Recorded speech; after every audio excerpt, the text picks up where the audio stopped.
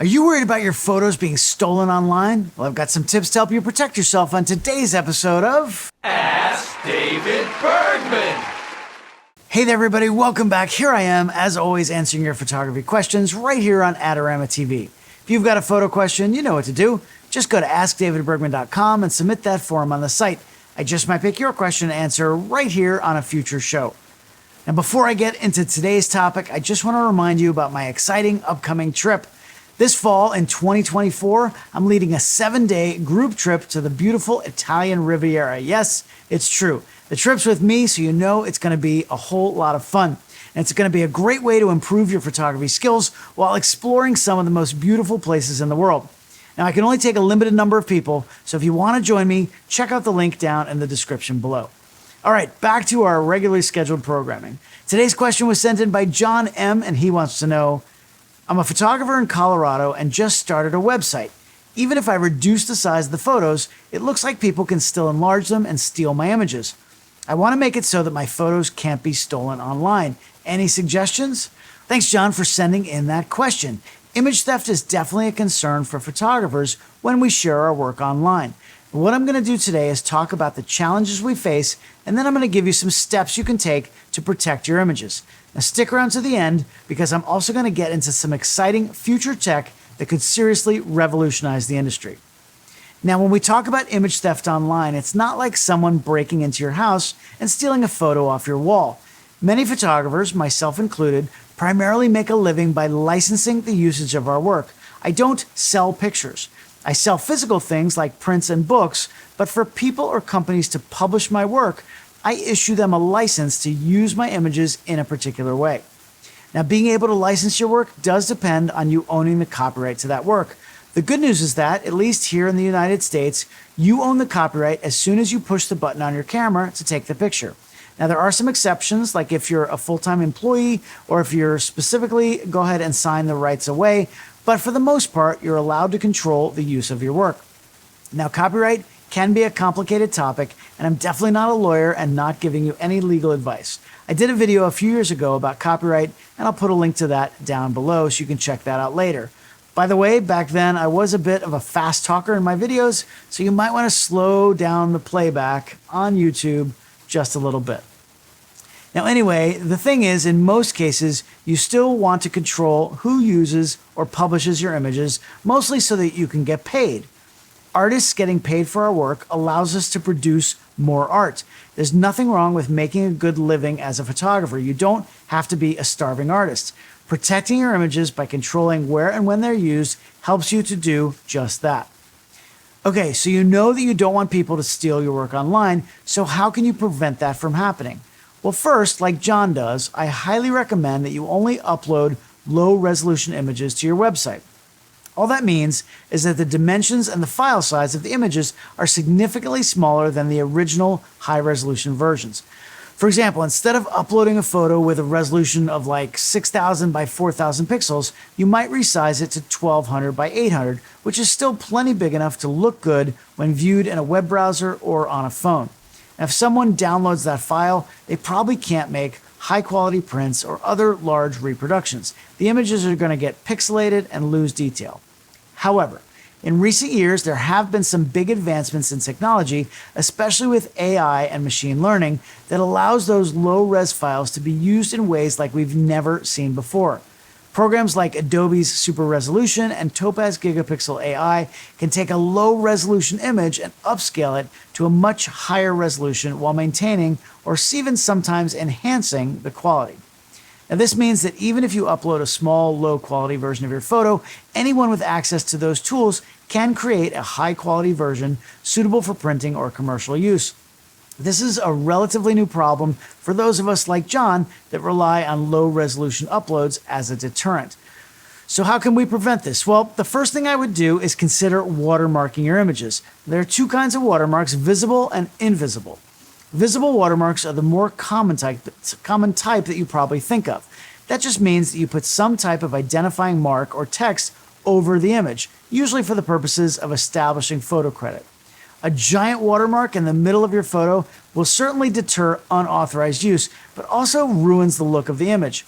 It does depend on the client and the usage, But if you want to use them, I suggest keeping your watermarks small, like just a simple line of text in a corner where it doesn't distract from the photo.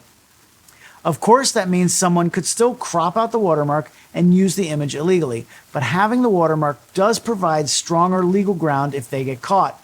You want people to know who shot the image as it spreads, but don't go overboard with the watermark, or it might be the only thing that people remember about your photos.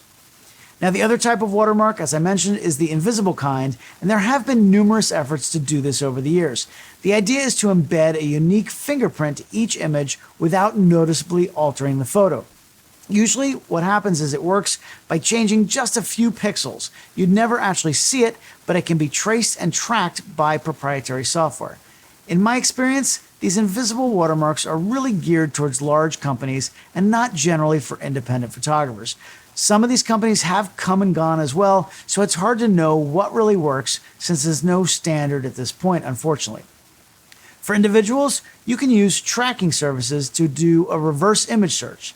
Some of these, like Google, of course, are free and will help you find where your images have been posted online.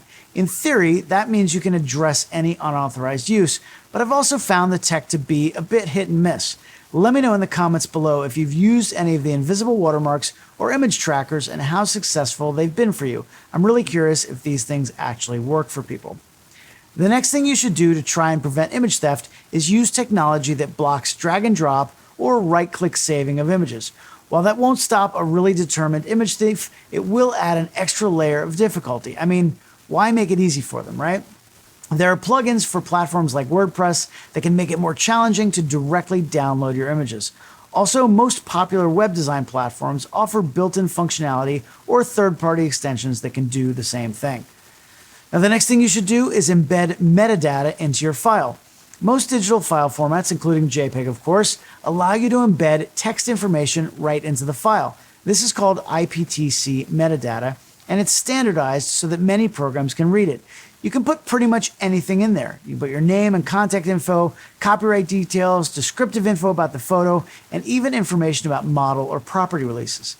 Now, I use a great program called Photo Mechanic to sort through my images before doing my raw conversions. It has a full-featured IPTC editor, so I can quickly and easily embed all the data I want into individual images or large batches of images. You can also edit the text using the File Info section of Photoshop or in the metadata panels in Lightroom or Capture One. In theory, the metadata stays with the original image file forever, so you can always prove the image is yours if there's ever a dispute. Unfortunately, many sites, including all the popular social media programs, strip out this metadata when you post images. They probably started doing this to save on file size and bandwidth costs, but today, I think the extra few bits of data are worth it to help protect photographers' rights.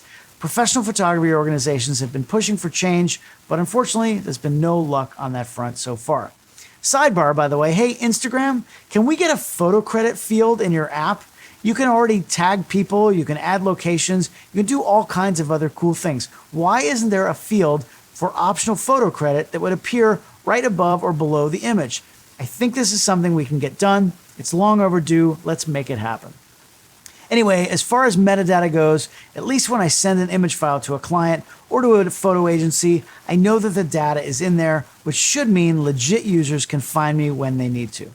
Now, as a last resort, if you do find your work stolen online, you can pursue legal remedies. Again, I can only speak from my experience here in the United States, and I am not a lawyer, but it's important to understand copyright laws and the legal measures available to you.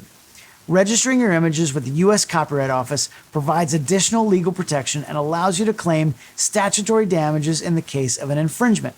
Without registration, you're limited to actual damages only, which usually isn't worth the price of hiring a lawyer if they'll even take the case on. Copyright registration helps photographers defend our rights and seek appropriate remedies when our work is used without permission. Now, having said that, there are some practical considerations when considering going the legal route. For me, when I'm working for a band, for example, the whole reason they hire me is they want as many fans as possible to see those images. That generates excitement for the artists and their shows, and hopefully leads to more sales of music, tickets, and merchandise. And when fans share my photos, of course it's nice if they give me photo credit, but I'm not going to go after them for, quote, stealing my work. I'm compensated appropriately for what I do, and that wouldn't have been a paid use anyway. Now, if a company or a media outlet uses my work without permission, that's a whole different story. That's now an editorial or a commercial use, and they would normally have to hire a photographer or license the use of an existing image. Now, I always try to turn a negative situation into a positive if possible, so I'm going to reach out to them and try to negotiate a win-win so that everyone is happy. The best case scenario is that I turn them actually into a new client. Now, if they're not receptive to my kindly overtures, then I know that I have the power of copyright law on my side. Now, lastly, as promised, I think there are some good things coming down the pike in the future to help creatives prevent theft. In my opinion, this revolves around one big word: blockchain.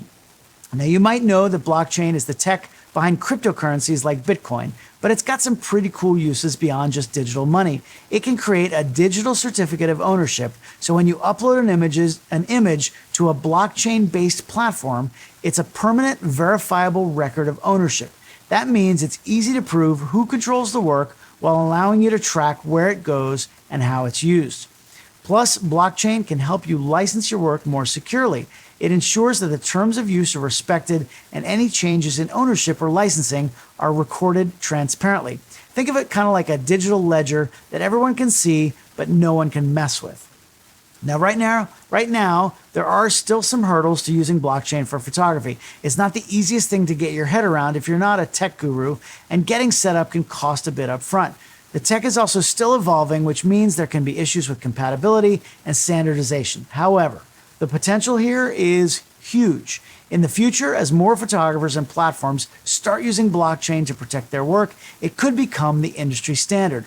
We're not quite there yet, but it's exciting to see where this tech will take us. Look, here's the bottom line. John asked how to prevent people from stealing his photos online. Even though they're low res, it's true that they can be enhanced and used in ways that he didn't intend. I've given you some things that you can do to make it more challenging, but the only way to 100% guarantee that your work won't be stolen online is simply to not put it online. The internet is an incredible way to showcase our images and promote ourselves. So while you should do everything you can to prevent image theft, you also need to weigh the potential impact of having your work stolen versus the benefit of having it seen online. What do you all think? Have you had issues with image theft? How did you handle it? Let me know down in the comments below. I'm really curious. If you have your own photo questions, head on over to askdavidbergman.com and ask away. If you enjoyed this video, hit that like button. I appreciate it if you subscribe to the Adorama YouTube channel and ring that little bell icon to get notified about new videos. Thanks for watching, and I'll be back here next time with a brand new question right here on Ask David Bergman.